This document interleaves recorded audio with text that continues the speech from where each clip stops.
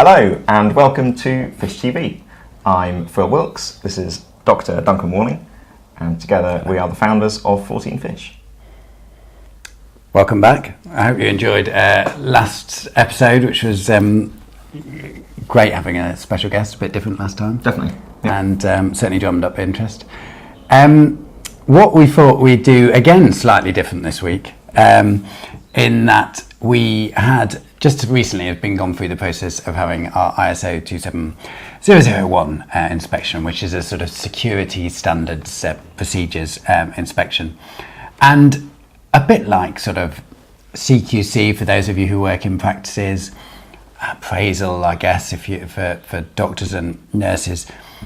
It actually, we have always been, of course, security conscious, had good security practices, and going through this process doesn't, a bit like a practice. You're doing all those things anyway, but the difficulty is in evidencing and documenting them. So we've had to write a few more policies than perhaps we had written down before. But it's certainly been a positive process in terms of reflection.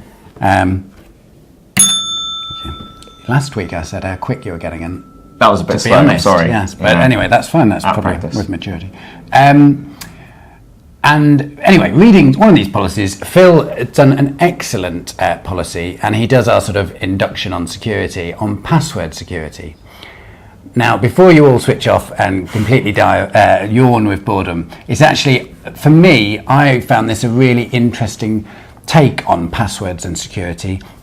We all now have so many passwords, so many logins and websites, but Phil really explains it well, I thought. So we've sort of turned the tables this week, and Phil is going to answer the question, if you like, or the topic about passwords. So, Mr. Wilkes, over to you, sir. Thank you, Duncan. That's a lovely introduction. So we're going to talk a bit about passwords and password security. So the three things, I think, if anyone's going to take away from this video, my three top tips for passwords. Nice. Passwords should be unique, which means you shouldn't use the same password on more than one website or more than one system. You need a system for remembering them, and that might be choosing memorable passwords, or it might be that you use some software to remember them, which is probably a better idea. And then the third tip is that they should be strong, and that means they're difficult to guess. You're not just using, your child's name followed by a number, something like that,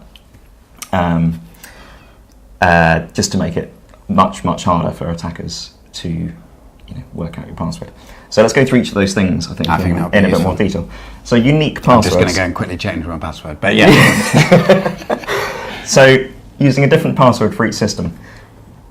Lots of people, and especially because websites now, you have to put in, password, it has to be 10 letters long, it has to have 2 letters, it has to have 2 symbols, that sort of thing.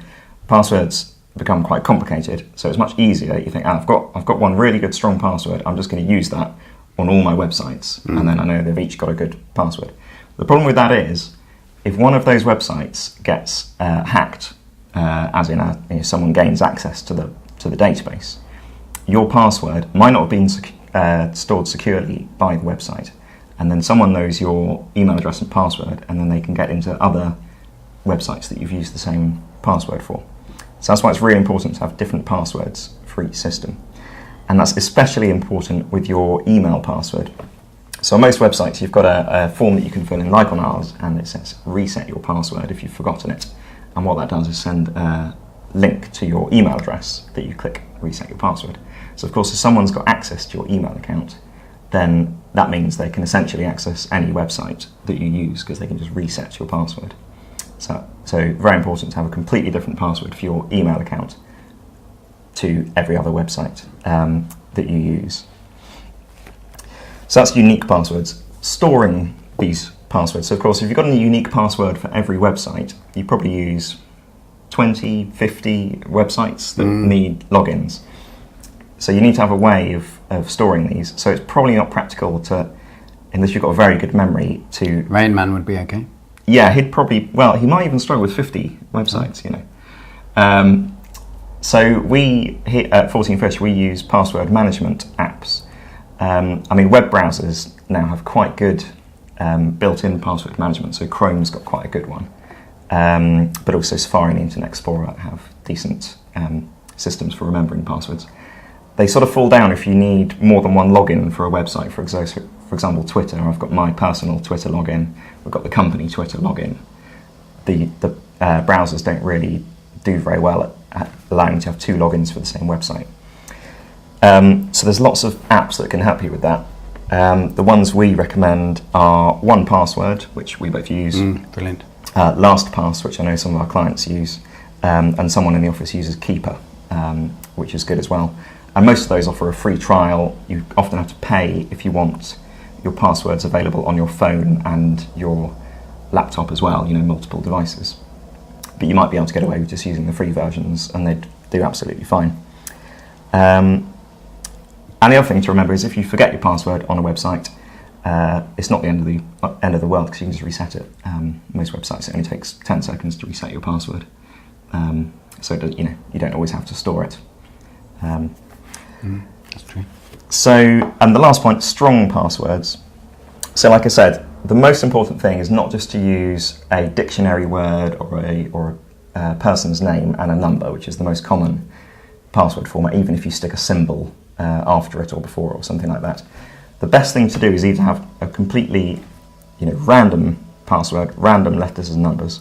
And of course, if you're using an app to store your passwords, it doesn't matter what it is, because you never have to type it in. The app will do that for you, and most of them include a password generator.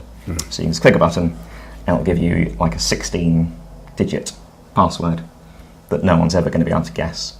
If you do want to use words instead of random letters and numbers, then just use multiple words, so 3 words that aren't connected. But to you, each of those words might mean something to help you remember it. Could you give us an example? A great one, there's a online comic called XKCD, which is like a nerdy programmer comic, and his example is correct horse battery staple. So we'll put that up and show you how he remembers that particular password. And there's actually a password generator website called correcthorsebatterystaple.net. So that's another. Because then presumably you visualise it to remember it, sort of. That's the idea. Yeah, I think that does fall down a bit if you've got 50 of those to remember. It's not going to happen. But you could use that strategy, because all these password management apps have a master password. So of course you need, a decent, strong password to get in there. So that's a good candidate for one of those sort of passwords. And also perhaps the password to unlock your laptop, that sort of thing. You're going to want to do that every day. You don't want to get the password app out to log in. You need to be typing that several times a day. So just 2 other things before we finish. One's on this policy that some companies have on expiring passwords.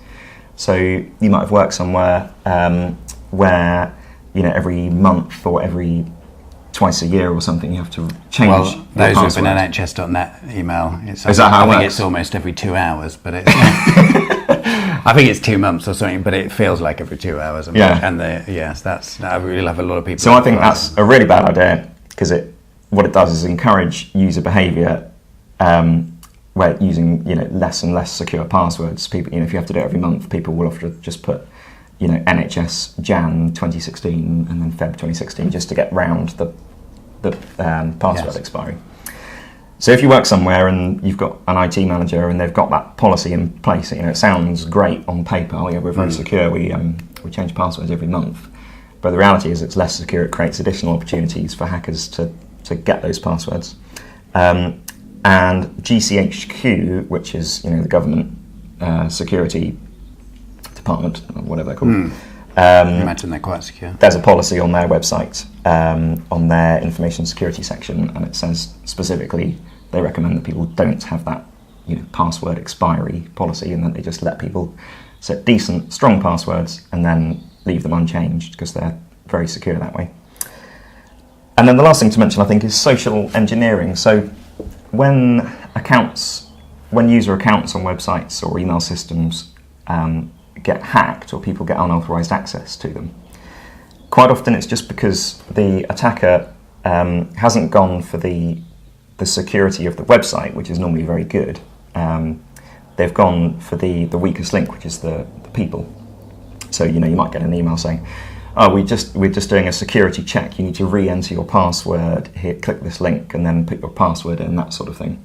And it's very easy to fall for that. If the email looks official, it looks to be sent from an official address.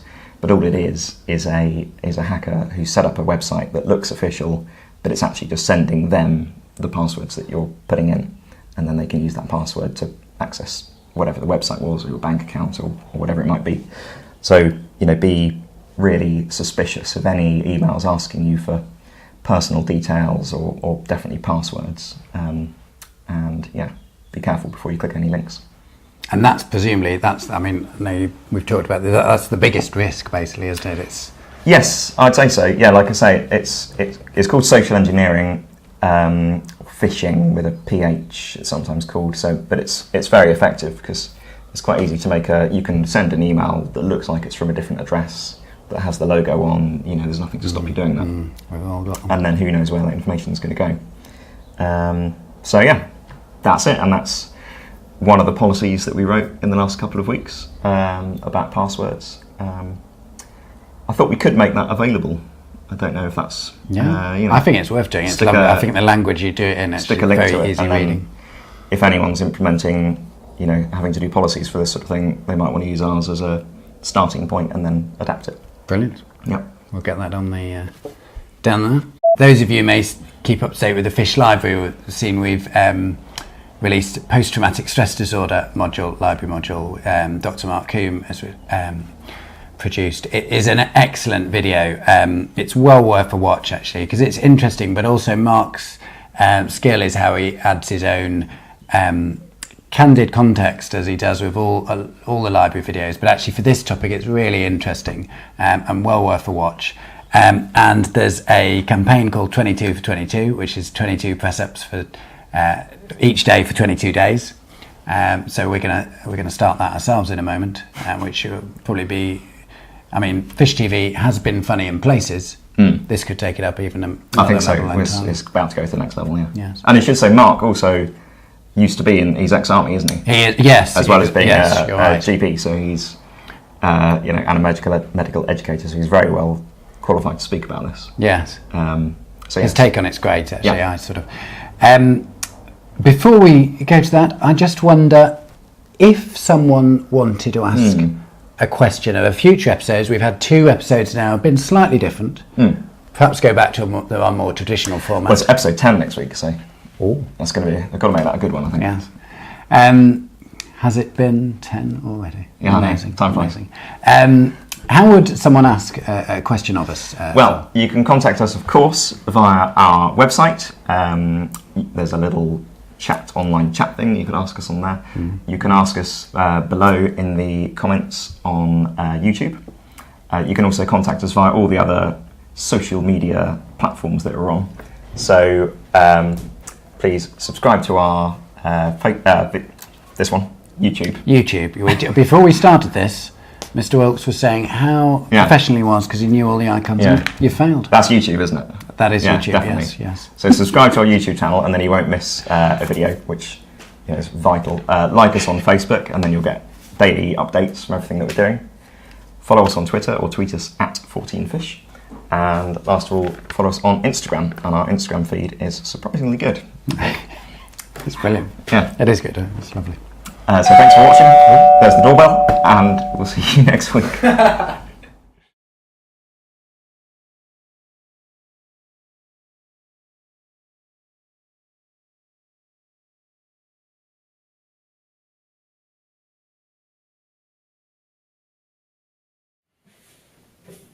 we doing this? Yeah. Who's going to count? Well, do we have to count each other? Let's do it together. Ready? Okay. Go. 1, 2, 9, 3, 5, 6, 7, 8, 9, 10, 11, 12, 13, 14, 15, 16, 17, 18, 19, 20, 21, 22. Woo! Well done. Fish. Fish. That's quite hard. That's charming. Hello, welcome to Fish TV. You're waiting for me to do the intros, aren't you? Sorry? You still don't fully understand it, I don't think. No.